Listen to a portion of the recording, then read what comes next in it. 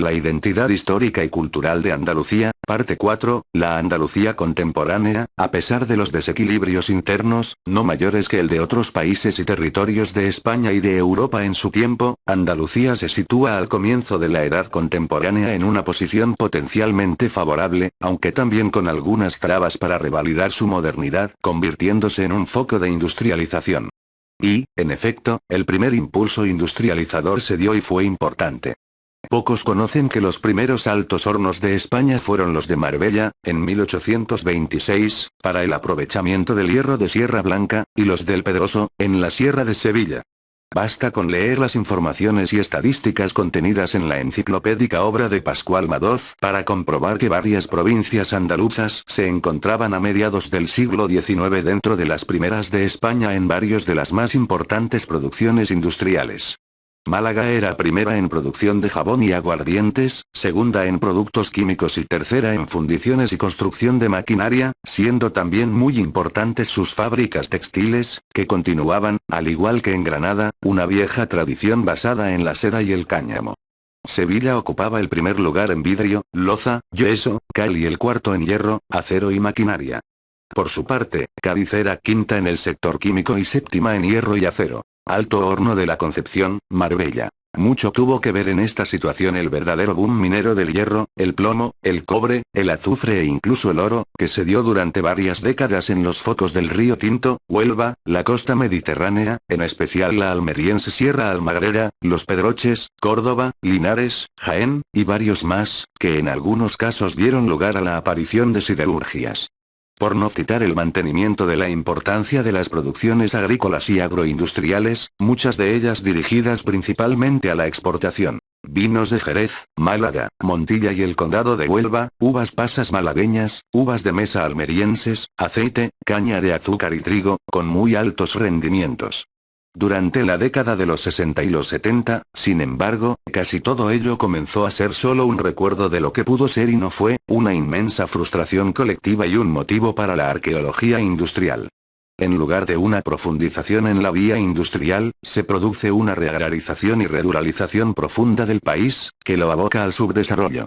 Motivos internos, referidos a la propia estructura económica y social andaluza, y externos, en relación sobre todo a la nueva reorganización de la división territorial del trabajo, que supuso la cristalización global definitiva del modo de producción capitalista, confluyeron para producir este efecto. Solo a modo de apretada síntesis apuntaremos algunos de entre los más decisivos factores concurrentes. La política de desamortizaciones agrícolas de los gobiernos liberales del Estado, que desvió hacia la compra de tierras buena parte de los capitales que, sin esta posibilidad, hubieran podido ser invertidos y reinvertidos en la industria.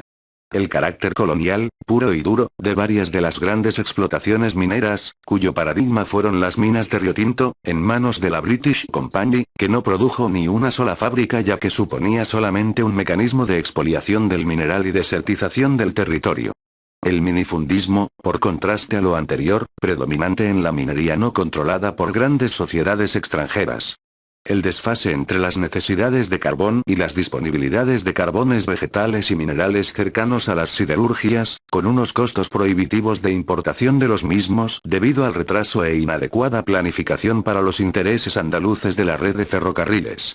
La presencia económica y la influencia política de la crecientemente pujante burguesía industrial de otras zonas del Estado, en especial Cataluña, con mayor dinamicidad en las innovaciones tecnológicas, más cercano acceso a las fuentes financieras y mayor atención a la reinversión y la competitividad, y a la que interesaba sobre todo garantizar su monopolio sobre el mercado interior español, lo que consiguió en gran medida favorecida por la política de infraestructuras de transportes y comunicaciones que se llevó a cabo efectivamente a nivel del Estado. También, y no en pequeña medida, debe ser considerado el grado limitado de la apuesta por el riesgo de la burguesía andaluza y el hecho de que el sector más conservador de esta, la oligarquía agraria con base en el sistema económico y social latifundista, no podía contemplar con buenos ojos un proceso de industrialización que podía tener como unos de sus efectos el éxodo del campo a los núcleos industriales, poniendo en peligro la continuidad de los bajos salarios y las condiciones de trabajo típicas del primer capitalismo, aquí en la agricultura, que eran la base de su poder no solo económico, sino también social y político. Las minas a cielo abierto de Río Tinto, Huelva. No es algo casual, sino muy significativo, que fuera esta oligarquía agraria, propietaria de grandes explotaciones de aprovechamiento extensivo, agrícola y ganadero, y que aunque con proclividad a los modos de vida, la mentalidad y la parafernalia señorial, era rotundamente, en términos de clase económica, una gran burguesía agraria, la que optara, y al fin impusiera, a nivel estatal, una política fuertemente proteccionista en lo económico y centralista en lo político, frente a los sectores burgueses andaluces más dinámicos, industriales, agroindustriales y de la agricultura para la exportación, que se vieron fuertemente perjudicados. Este proteccionismo económico que interesaba a los grandes propietarios de las explotaciones cerealistas y olivareras andaluzas coincidía plenamente con los intereses económicos de la gran burguesía catalana, centrada sobre todo en el textil, y de la gran burguesía financiera y luego también industrial, centrada sobre todo en la industria pesada, del País Vasco. De aquí que pueda hablarse de una coincidencia, e incluso, al menos en cierto sentido, de un pacto entre estos sectores de la gran burguesía española de la segunda mitad del siglo XIX.